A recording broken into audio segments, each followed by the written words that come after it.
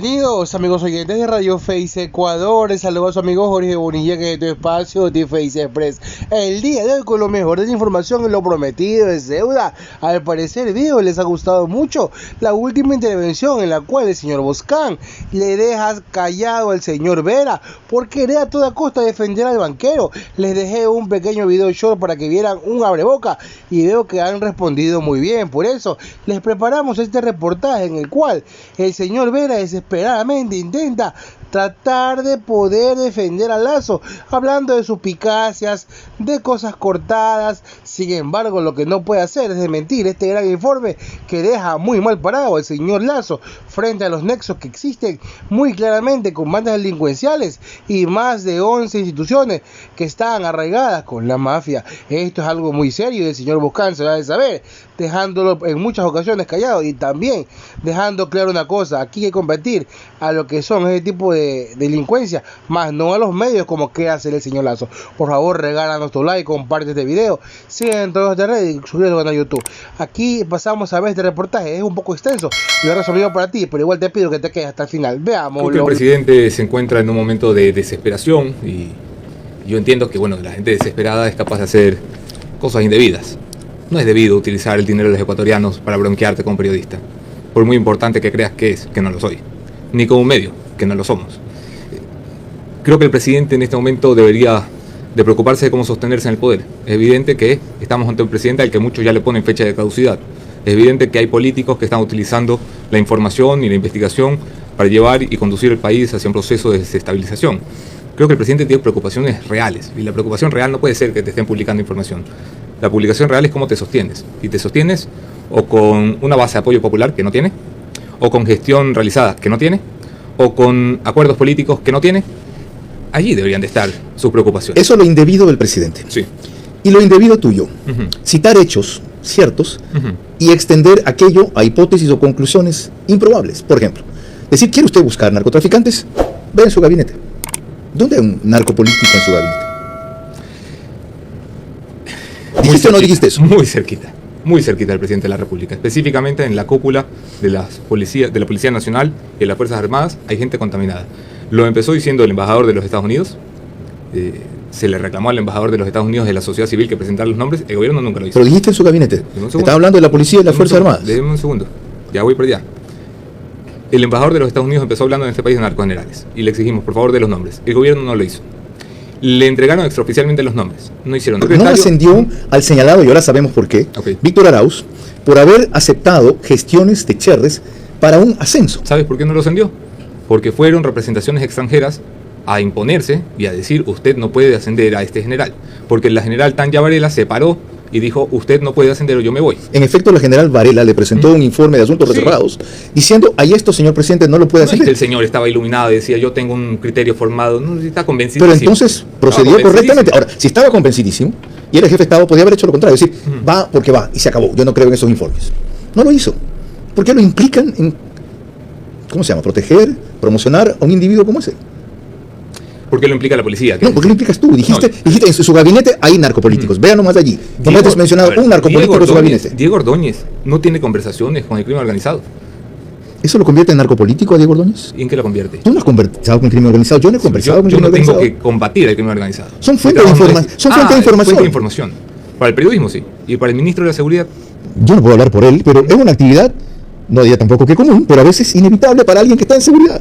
Es impresionante cómo estamos dispuestos a justificar las cosas en un gobierno como este. No a justificar, explicar. José Serrano entraba a hablar con los capos de las bandas siendo ministro de gobierno. ¿Y qué se le decía a José Serrano por eso? Que era cómplice de los narcos. O que era narco. Pero tiene otro antecedente, José Serrano, que es Diego Ordóñez. Una cosa es que a ti y a mí nos caiga mal. El antecedente es que José Serrano tuvo más tiempo en el poder, tuvo más tiempo para poder irse. El antecedente es que Diego Ordóñez es un tipo honesto.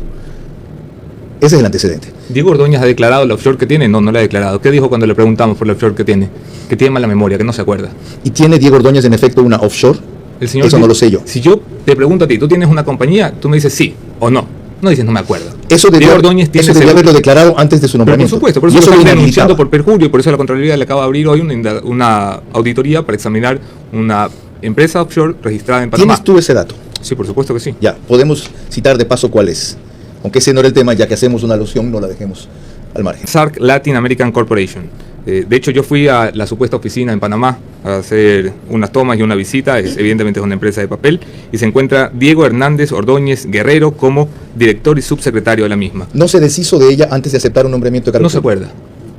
Les ha dicho a ustedes que no se acuerdan. Esa es la declaración. La única declaración que le ha dado a la posta es no me acuerdo. Si eso es correcto, eso no lo convierte en un narco político. No lo convierte en... No, la pregunta no era si era narcopolítico. Si era me deshonesto. preguntaste, me dijiste, es un tipo honesto. Ok, no es honesto Un para tipo él. que le miente al Estado no es un tipo honesto. Ok, volvamos a tus implicaciones respecto al presidente. ¿Por qué le has llamado a todo el gobierno corrupto cuando lo que sí hay es corrupción en el gobierno?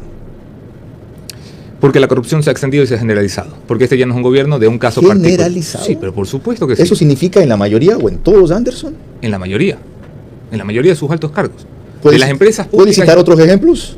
Gerente de CENEL, implicado. Ujú. El señor Icaza. Ujú. Gerente de SELEC, Andrade, implicado. Estuvo aquí. El nuevo, Uquillas, implicado. Lo que pasa es que todavía no nos da tiempo para procesar todo. Ujú. Pero tenemos información de que se le envió información mutilada y hasta cambiada a la Asamblea Nacional que lo fiscaliza. Especialmente al asambleísta Fernando Villavicencio. Le he prometido hacerle llegar la información cuando lo tenga. Gerente de Petroecuador, Ítalo Cedeño, hace rato implicado. Gerente de Petroecuador, Hugo Aguiar, hasta allanado. Gerente de Flopec, implicado. Gerente de empresas públicas con rango de ministro, Ahí hay una implicado. característica común. Todas son empresas públicas de sectores Y no son el estratégicos. gobierno. Ya, ¿en educación hay implicaciones? No hemos ido ¿En hasta salud educación. hay implicaciones? Estamos ¿En hablando- producción hay implicaciones? Es que dices en todo su gobierno. No, yo no estoy diciendo en todo su gobierno. Di- Eso no dices es- la corrupción es general. Generalizada. Generalizada. Sí, Eso por comprende supuesto. todo. La corrupción es generalizada en empresas públicas. Yo, sin haber investigado como tú, convengo contigo en Ok. eso. Hay 22 carteras de Estado en el gobierno nacional, ¿verdad? La mitad del presupuesto la controlan las empresas públicas. 14.000 millones de dólares. Eso no es generalizado.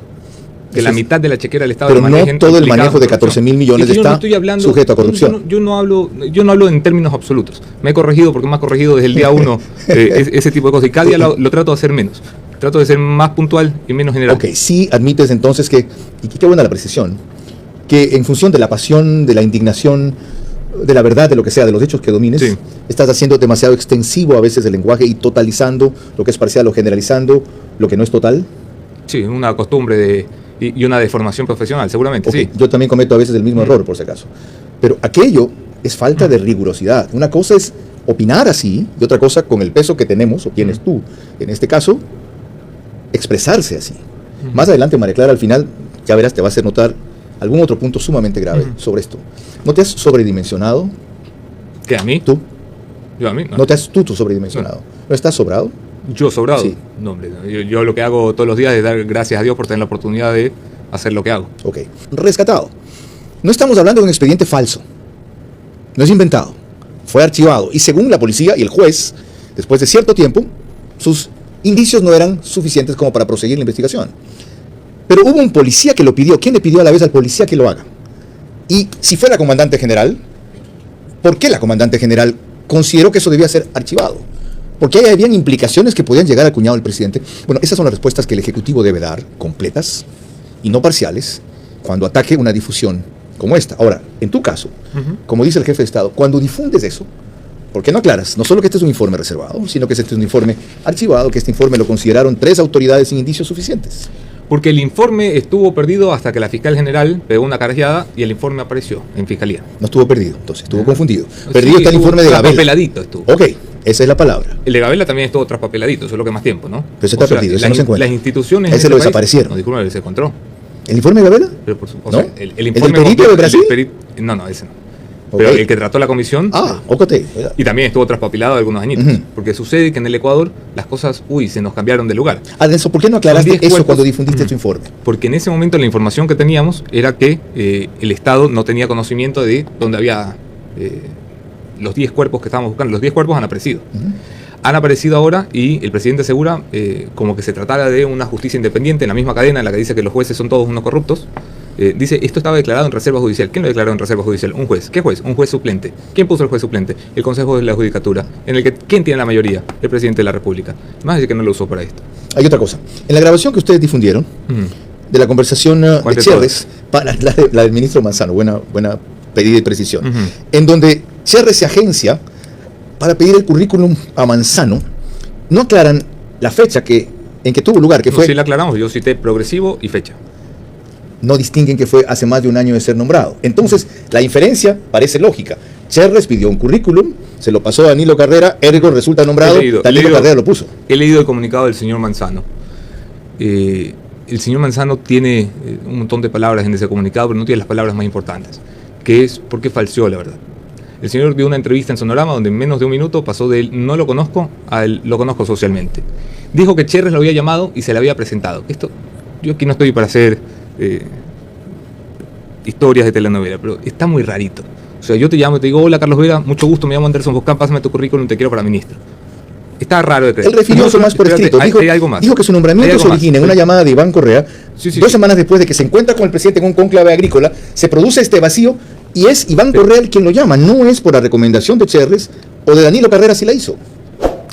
Por supuesto que lo tiene que llamar Iván Correa o que lo tiene que llamar alguien de gobierno, porque se supone que el señor Danilo Carrera no es el que firma los decretos, lo firma el presidente de la República. Pero a mí lo que me importa es, Manzano da una explicación, que tú la reproducías aquí en el programa de ayer, y básicamente deja entrever que él tuvo una sola conversación en su vida con Cherres. Y es falso. Esa es tu conclusión. Eso No. La contradicción que citas entre lo que dijo en Sonorama y lo que menciona ahora sí es cierta. Pasó del no lo conozco, así una vez nos vimos, y lo conozco socialmente, correcto. Y lo conozco socialmente. Y el señor siguió hablando directamente con Rubén Cherres. Es más, la llamada que le hace no es solamente la de dame el currículum. Luego, semanas después, le llama y le dice, Danilo Carrera acaba de conversar con Aparicio Caicedo, algo que Aparicio Caicedo dice que nunca sucedió. Y bueno, y están revisando tu A propósito de Danilo Carrera, ¿ratificas lo que dijiste en una primera comparecencia tuya en la Asamblea? Cuando te preguntan si él está vinculado a esto y dijiste, no tengo certezas que me permitan afirmar que él está vinculado a esta mafia. Tiempo después, ¿la reiteras? Las cosas cambiaron mucho del 11 de enero, que di la comparecencia en la Comisión de Justicia, al 15 de febrero en el que nos encontramos. ¿En qué sentido cambiaron? En que hay conversaciones directas del señor Danilo Carrera diciendo, Rubén, ¿qué es lo que tengo que decir? Ah, sí, por favor, lo del ascenso del general Arauz. Preguntándole así específicamente. Voy a ir donde Guillermo, ¿qué estaba pendiente? No te olvides de lo de Víctor, le responde Rubén Cherres. Estoy citando tan bien como mi memoria me permite. Citas con ministros, recepción de currículums, citas como la que hoy ha confesado la ex ministra Tangi Vera en su casa para presentarle a Rubén Cherres. Creo que es evidente que Danilo Carrera no solo era parte del círculo íntimo del presidente, sino del círculo íntimo del poder. ¿Y sabía Danilo Carrera de las vinculaciones mafiosas de Rubén Cherres? Hasta hoy yo no puedo decir, porque tampoco soy canalla, que el señor Danilo Carrera tenía relación directa con los narcotraficantes. No pregunté eso, pregunté si él sabía de las vinculaciones de Cherres con la mafia, de Cherres. Porque tú puedes tener un amigo muy cercano, más aún, como ha sido Cherres de toda la vida, casi ser tu brazo derecho y tu agente de gestiones, y no saber que está implicado en esto. No sabía que había estado preso por Río Grande en 2014, no sabía que había sido presidente de la prisión en un delito de narcotráfico. Yo no sé, me parece una conversación importante entre dos buenos amigos de 50 años de toda la vida, ¿no? Es decir, no solo que le faltó malicia, ¿ya? Perdón, eso es una sino que le faltó delicadeza, más aún cuando eres una persona tan cercana al jefe de Estado. Este señor no es un bebito de 12 años, este señor es un señor bien vivido de 84. O sea, el presidente de la República al salir a decir, es poco suspicaz. O sea, que es un guagua el señor Danilo Carrera. O sea, discúlpame, el señor Carrera, un tipo que está bien formadito, supo ganarse un banco. El señor Carrera tiene que saber cuando alguien le está pidiendo favores y cuando los favores ya empiezan a apuntar, como lo dicen los policías detrás de esta investigación, por ejemplo, a relaciones con migración. Puestos estratégicos para el narcotráfico. Puestos en agricultura, en mediación, en aviación civil. En Emetop, algo que no consta en el informe, pero sí en las transcripciones, en Emetop el puesto que les interesaba, adivina cuál era, el que aprueba las pistas de aterrizaje. Claro. El señor Danilo Carrera escucha pistas de aterrizaje, no sé, algún radar. Así como dar permisos para productores bananeros que usualmente tienen o construyen pistas de aterrizaje en su plantación. Vinculada, habría aportado hasta $1,500,000 a la campaña del jefe de Estado. No es nada más que una afirmación de él, sin ningún sustento adicional. Y a partir de eso, dices, anoche lo mencioné y no tenía las palabras textuales, que eso podría ser interpretado como que el presidente ha atentado contra la seguridad del Estado. Y de allí ha comenzado la Asamblea, todo lo que tú ya ves en esa comisión y advertiste al principio. ¿Por qué esa revelación tan grave si Cherres no aporta nada más que esa opinión? Opinión. No es una opinión decir, entregué $1,500,000. Pues una opinión es decir, creo, bueno, que lo agarren, lo lleven delante de un juez y que cuente.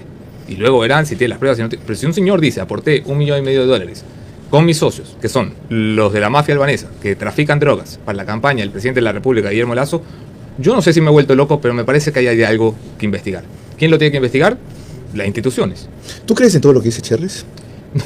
Yo desconfío de todo lo que dicen todos, por eso soy periodista. ¿Tú crees que él manipulaba su influencia y cercanía con Danilo Carrera como para venderse por más de lo que realmente era? No, para nada. Yo creo que queda demostrado en la larga lista. Hay por lo menos 256 llamadas entre el señor Cherres y el señor Danilo Carrera. Muchas de esas son, porque Cherres no solo era operador de la mafia, también era secretario particular de Danilo Carrera, según se ve en los registros, ¿no? O sea, le agendaba las citas con los ministros de Estado. Ustedes hablaron más, hablaron de que Cherres se comunicaba con otras personas en la campaña como Pepe Nebot y le pidieron una respuesta a él. ¿La Sí, tienen? me han desautorizado a darla aquí, me va a matar mi equipo del programa si la suelto aquí, no en mi programa. Ok, le pidieron una respuesta a él. Sí, por Y supuesto. se las dio. Sí. No puedes decir en qué sentido. No. Tú mismo acabas de advertir la utilización que quiere hacer y la tergiversación de las revelaciones de ustedes en la Asamblea. Después de una primera comparecencia, ¿no crees que debiste abstenerte de ir una segunda y simplemente No. decir, aquí está mi informe? No, de ninguna manera, porque no tenía la misma información el 11 de enero que el 13 de febrero que comparecí por segunda vez a la Asamblea Nacional, además en una convención distinta, además con un fin distinto. Sostiene José Hernández Ujú. en un análisis que hace hoy respecto a lo que llama la Lazo y la Posta, se salen del marco, Ujú. que dejaste tu rol de periodista por pasar al rol de activista y vuelves al de periodista cada vez que se te ocurre. Bueno, yo respeto las opiniones del señor Hernández. ¿Qué le voy a decir? Dijo anoche además Carlos Gijón que el que fue a la Asamblea no es un periodista, que es un político y que te comportaste como un político en tu comparecencia. Mira, yo al señor Hernández lo respeto porque es un tipo inteligente. Pero Carlos Gijón, O sea, vamos a provocarte un poco más entonces. perdóname, pero este señor no sirvió ni para empleado de Lazo. Ya, va. 70 puntos y ya se había comido a la prensa. Un 13 de febrero, como este informe que publicamos el 13 de febrero, yo publicaba el caso Caminosca. Y tenía 24 años, no tenía un medio propio, me la jugué sin abogado, Estabas sin en patrimonio, Expreso. y lo hice. Entonces a mí no me va a venir a decir lo que es enfrentar el correísmo si para esa época todos los que lo querían enfrentar estaban fugados, estaban El escondidos, presidente estaban timoratos. Citó muy hábilmente una cosa curiosa ayer, Ujú. que aludía a tu esposa, cosa Sí. que yo lamento en lo personal, porque se preguntaba cómo la pones en riesgo entrando a un sitio como la penitenciaría. Tú ya has aclarado que Fausto Cobol quedó el permiso. Pero inclusive a mí me extrañó aquello, aunque ella sea tu colega y tu periodista, no solo tu compañera de vida, tu compañera de trabajo. Sí. ¿Por qué consideraste que no corrías riesgo al entrar con ella a hacer ese ¿Quién trabajo dijo que no célebre? consideré que tenía riesgo? La forma en que saliste, incólume, con una cantidad de fuentes y de datos. Cuando fui a la guerra, tú me llamaste. Cuando dije que iba a ir a la guerra, tú me llamaste. Y me dijiste, eres irresponsable, ¿cómo se van a Sí. ir juntos? Igualito que Y además lo mismo mi juntos, padre. correcto, buena Y además mi memoria. padre estaba en el hospital. Y no fuimos juntos. ¿Por qué? Porque mi esposa decidió ir. Y yo decidí ir. Y los dos decidimos ir juntos. El presidente no entiende estas cosas. No entiende que hay personas que toman decisiones como mi esposa. Yo no decido por mi esposa. Yo no me llevo a mi esposa. Yo a mi esposa no la saco a pasear. Es una falta de respeto terrible. ¿Y por qué vamos a lugares peligrosos? Pues porque somos periodistas. Bueno, y te dije una cosa Sería muy adicional. bueno que el presidente vaya algún día a la cárcel. Esa vez que te fuiste a Ucrania te dije una cosa adicional. Te digo esto con mucho recelo, no vayas a pensar Sí. que lo que tengo es celo de lo bien que te va a ir, pero es mi obligación como amigo y ser humano advertírtelo. Las llamadas de Cherres que revelan la relación de entidades públicas con la mafia almanesa. Entidades públicas. No dice ciertas entidades públicas. No dice empresas públicas como era ahora. Esta falta de meticulosidad, teniendo la credibilidad y por lo menos el seguimiento que ustedes tienen, no es mala fe, no es irresponsable, y sino ¿qué es? ¿Cuántas entidades públicas tienen que ser para poder llamarlas solamente Te entidades dije, por públicas? ejemplo, y yo no Te soy estoy- profesor en te esto, voy a te podría citar. haber puesto ciertas, Te voy a algunas, citar. varias. Y te voy a citar, las voy a contar muy rapidito. CENEL, SELEC, PLOPEC, Petroecuador.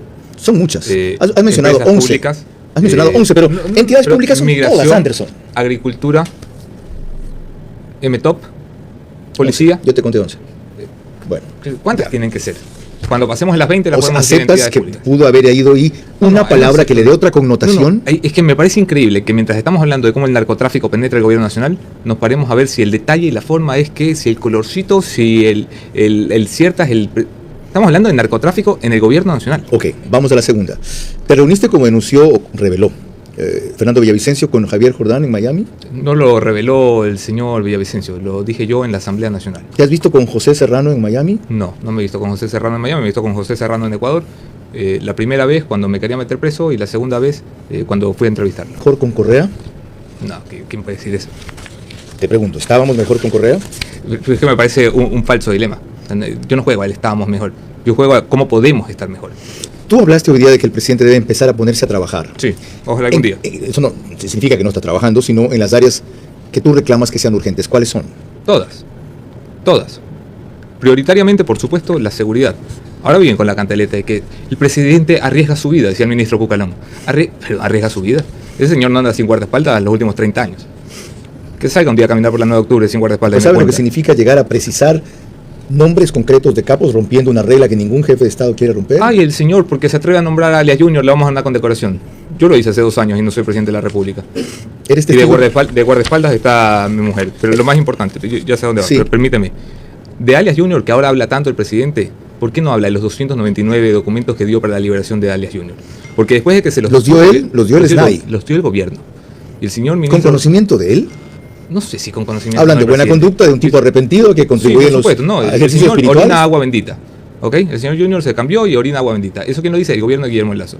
¿Y por qué no se va y se pega el cabreo con sus funcionarios en lugar de cabrearse con los jueces? Ya los una vez fiscales? contrarió a un juez, Ajá. y dijo que no va a cumplir órdenes de jueces Sí, pero corruptos. luego no cumplió tampoco esa promesa. ¿Por culpa de quién? ¿Por culpa de quién? Porque debía haberse ¿Por culpa de opuesto. quién no cumple sus promesas? Sí, sí. De él. ¿No es la fiscalía? La No fiscalía. es la jueza que le da habeas corpus, no es el SNAI en cuya oficina no puede estar y emite esos informes favorables. ¿Y el SNAI quién debería controlarlo? Por supuesto el Ejecutivo, pues. Entonces, y como ¿cuál- parte cuál de eso es la el- policía y el Ministerio O sea, del Interior. si tú le entregas todos los documentos habilitantes por ley para salir de la cárcel, ¿cómo te quejas después de que los jueces y los fiscales cumplen la ley? Supongamos que asumía la posición, que yo te paso también, creo que debe haber asumido porque aplaudí que la primera vez dijera no voy a cumplir órdenes de jueces corruptos. Creo que en democracia más importante es lo justo que lo legal. De paso, porque lo legal en este caso es un esquema corrupto que fue dejado como institucionalidad por el gobierno anterior. Cuando defiende, hay que respetar la institucionalidad, lo que están diciendo, sí hay que respetar el régimen de Correa. Pero al margen de eso, si él por segunda vez desobedecía a un juez, ¿no se estaba poniendo a tiro de la asamblea para hacer lo que quieren? No, pero es que este señor tiene excusa toda la vida.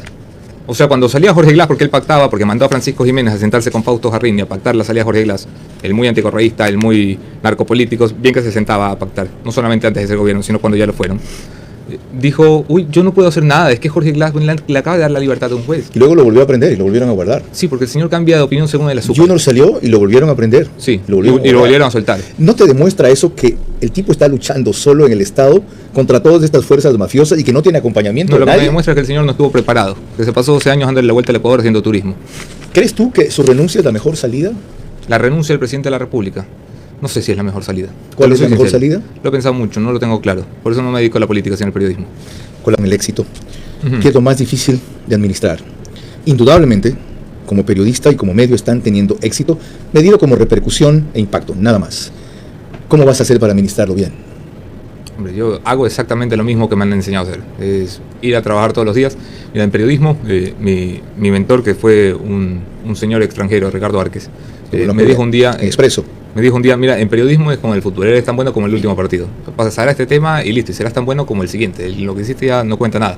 Pasará este programa y serás tan bueno como el de mañana. Si tuviste un buen programa y mañana no, mañana te van a abuchar, no te van a aplaudir. Así que esto es de día a día. ¿No crees que hay mucho más en juego que ese simple hecho? En este momento, en esta coyuntura del Ecuador, en esta fragilidad y debilidad del sistema, un punto de quiebre, de pasar de Guatemala a Guatepeor y que por lo tanto no se puede seguir manejando el periodismo, no iré con la misma ligereza, con la misma pureza, si tú quieres. Alguna vez me dijo un colega, mira, yo ahora lo que me preocupa es si algo es cierto. Una vez que es cierto lo digo, le dije yo ya no. A mí lo que me preocupa, además de si es cierto, si va a ser bien, porque en algún rato puede que la verdad, quien creyera, la genere más mal y convulsión, No. decirla que el mantenerla. No, lo siento, estoy totalmente en desacuerdo. O sea, este es un país donde los periodistas quedaron tan jodidos del coco con un gobierno totalitario. Tan jodidos del coco que lo que están haciendo ahora es cuidar al gobierno que no los trata tan mal. Y entonces el gobierno que no los trata tan mal roba, uy, pero no roba tanto. Tiene narcos, uy, pero es que el otro tenía más casos de narcos. Uy, no, yo no estoy aquí para cuidar a los políticos. Que lo cuide su madre, que lo cuide su esposo, yo no voy a cuidar a los políticos. Qué bien que Ese ron de boca, con todo lo que está aquí expresando el señor Boscán, que vemos que el señor Vera a toda costa trata de forma desesperada de hacer y decir que él protege a Lazo, y lo dice sí, de forma sin vergüenza, porque no tiene vergüenza al decirlo, que él le protege porque dice que es un demócrata y no lo compara con Correa porque es un tirano. Para él, lo que le ha hecho Correa, parece lo ha traumado de por vida. Y vemos que aquí hay un solo ejemplo de cómo la ceguera por un marateo no los deja ver más allá, de cómo está obrando mal, y en vez de dedicarse a limpiar su gobierno de tanta corrupción o dar un paso al costado, no, querer enfrentar a los medios. Esto es algo terrible. Qué bueno que el señor Boscán haya desmentido al señor Vera, y más que todo dejado clara y plasmada la idea que él no está para cuidar a ningún político, sino para llevarle la verdad al pueblo, que es nuestra única y misión más importante. Por ahora, con esta realidad tan absorbecida del señor Vera, por la realidad, y como te dejamos este video, por favor regálanos tu like, comparte esta sintonía y suscríbete a todas las redes. Nos vemos, mis amigos, hasta la próxima. Chau, chau, chau, chau.